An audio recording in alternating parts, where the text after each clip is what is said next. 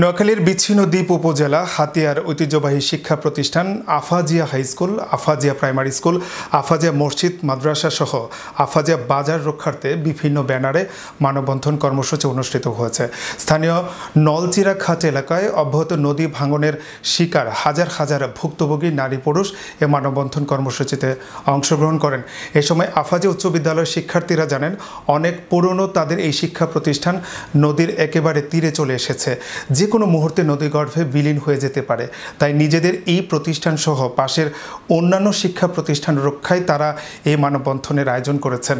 মানববন্ধনের নদী ভাঙন কবলিত নলচিরা খাট এলাকায় আফাজিয়া সরকারি প্রাথমিক বিদ্যালয়, আফাজিয়া উচ্চ বিদ্যালয়, আফাজিয়া জামে মসজিদ, নুরানি মাদ্রাসা ও আফাজিয়া বাজার বণিক সমিতি সহ এলাকার নারী শিশু সহ সর্বস্তরের আম জনতা অংশগ্রহণ করেন।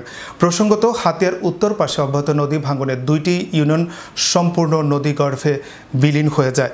বর্তমানে ভাঙনের ঝুঁকিতে আছে আফাজিয়া সরকারি প্রাথমিক বিদ্যালয়, আফাজিয়া উচ্চ বিদ্যালয়, 2টি নুরানি মাদ্রাসা, আফাজিয়া বাজার সহ অনেক সরকারি বেসরকারি প্রতিষ্ঠান।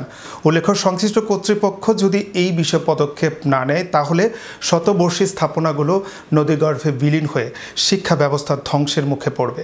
বিভিন্ন প্রতিষ্ঠান তথা হাতিয়াকে রক্ষার্থে আমরা অদূর ভবিষ্যতে কর্তৃপক্ষের কাছে আবেদন জানাবো, যাতে নদী ভাঙ্গা রোধের জন্য প্রয়োজনীয় ব্যবস্থা নেন।